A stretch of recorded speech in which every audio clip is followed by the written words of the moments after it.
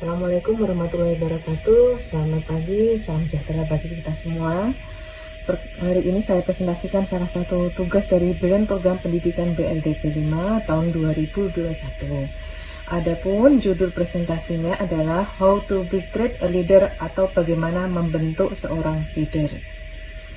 Sebelumnya, izinkan saya memperkenalkan diri. Saya Miarsi, saat ini bertugas sebagai Asisten Manajer Pemasaran di BRI Kancah Solo Kartasura. Leadership is not position article, it is action and example, atau pemimpin bukan hanya sebuah posisi, tapi aksi dan contoh. Mengapa kita perlu membentuk seorang leader? Yang pertama, organisasi dipimpin oleh leader yang mempunyai keterbatasan periode kepemimpinan. Jadi, seorang leader tidak mungkin berada di satu tempat dalam jangka waktu yang lama.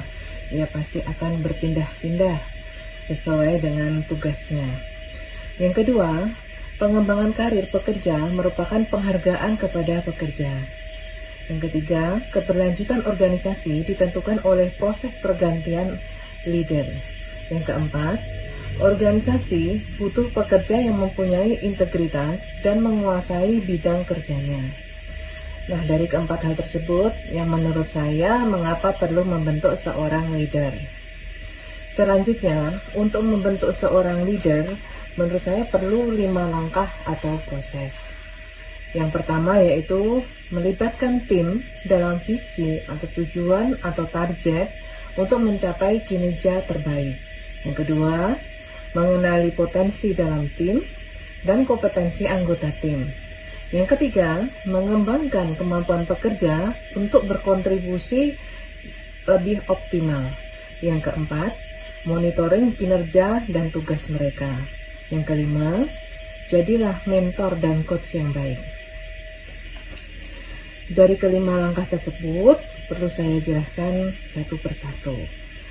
Untuk yang pertama, yaitu melibatkan tim dalam visi atau tujuan atau target. Itu maksudnya kita itu selalu menanamkan mindset dengan terus-menerus membagikan visi atau tujuan atau target kepada anggota tim.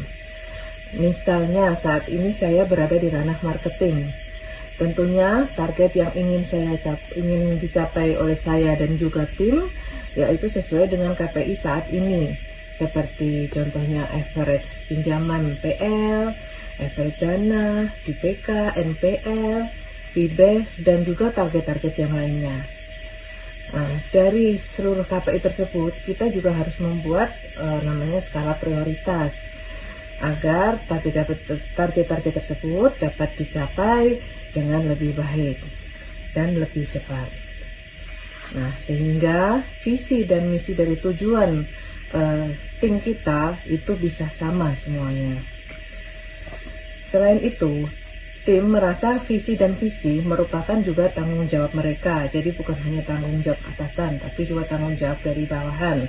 Jadi kita membentuk suatu tim, bekerja bersama untuk mencapai tujuan. Dan bagi tim, bekerja tidak hanya mendapat penghasilan, tetapi mampu memberikan kontribusi positif terhadap perusahaan. Nah, selanjutnya yang kedua, yaitu menggali potensi dalam tim dan kompetensi anggota tim. Jadi kita itu harus tahu apa sih dari karakter masing-masing dan keunikan masing-masing anggota tim. Mengenal sisi positif dan negatif dari masing-masing anggota tim, serta melibatkan mereka dalam situasi atau tidak biasa mendorong mereka keluar dari zona nyaman. Jadi mereka harus kita biasakan juga tidak berada di zona nyaman mereka saja dan mendorong mereka untuk ke arah yang lebih baik. Nah, selanjutnya ada poin yang ketiga, yaitu mengembangkan kemampuan pekerja baik dalam kepemimpinan maupun delegasi. Maksudnya bantu orang agar percaya atau tim Anda agar percaya bahwa mereka dapat melakukan hal-hal besar. Nah, tantangan terbesar bagi pemimpin yaitu membantu menggerakkan tim berubah dan keluar dari zona nyaman seperti yang di poin atas tadi. Selain itu harus memberikan motivasi sehingga anggota tim bisa selalu berpikir positif, apalagi di zaman saat ini, digital mindset. Jadi kita harus selalu memberikan motivasi yang terbaik kepada mereka, baik dari sisi pribadi ataupun juga dari sisi digital. Terus selanjutnya, menciptakan lingkungan belajar yang baik terhadap anggota tim dan saling pengetahuan, serta update perkembangan teknologi digital sehingga menambah wawasan dan pengetahuan anggota tim. Jadi kita harus selalu memberikan sharing pengetahuan, juga selalu berkolaborasi dengan anggota tim untuk mencapai tujuan yang terbaik. Nah, untuk selanjutnya, selain ketiga hal tersebut di atas, kita ada yang namanya monitoring kinerja tugas mereka. Dalam monitoring kinerja tugas mereka itu merupakan hal penting juga di dalam langkah-langkah untuk membentuk suatu pemimpin. Yang pertama yaitu monitoring kinerja tim, apakah sudah sesuai dengan target yang telah ditetapkan selama ini. Yang kedua, calon pemimpin perlu bertanggung jawab atas kinerja mereka dan menunjukkan peningkatan kemampuan mereka dari waktu ke waktu. Selanjutnya, kita juga harus menyiapkan sebuah sistem untuk evaluasi kinerja dari masing-masing tim. Dan tak lupa pula, kita jangan lupa untuk bersedia menerima ide-ide baru dari anggota tim untuk dikembangkan.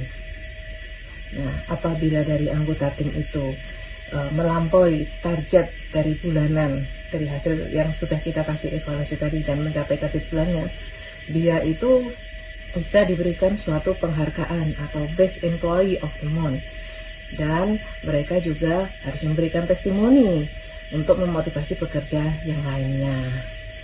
Nah, selain keempat itu masih ada yang satu lagi, jadilah mentor dan coach. Nah, maksudnya yaitu kita selalu mengadakan pertemuan rutin untuk menyelesaikan kendala yang ada.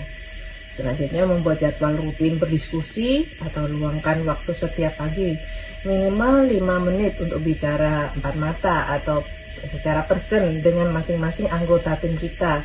Jadi kita lebih tahu kendala apa yang sedang dihadapi oleh tim kita, dan bisa lebih spesifik karena setiap anggota tim kan mempunyai kayak seperti yang saya jelaskan tadi, yang kedua kan punya keunikan masing-masing. Nah, jadi kita harus bisa untuk menjadi mentor atau coach yang bisa membantu mereka.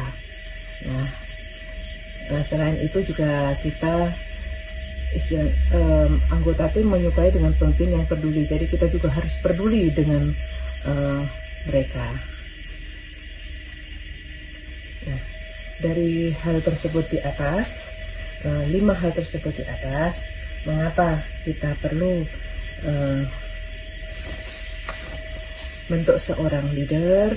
Nah, langkah-langkah apa aja yang perlu kita lakukan seperti yang saya bahas di part teratas. Demikian Bapak Ibu, saya akhiri presentasi saya. Mohon maaf apabila ada perkataan yang kurang berkenan. Semoga bermanfaat. Wassalamualaikum warahmatullahi wabarakatuh.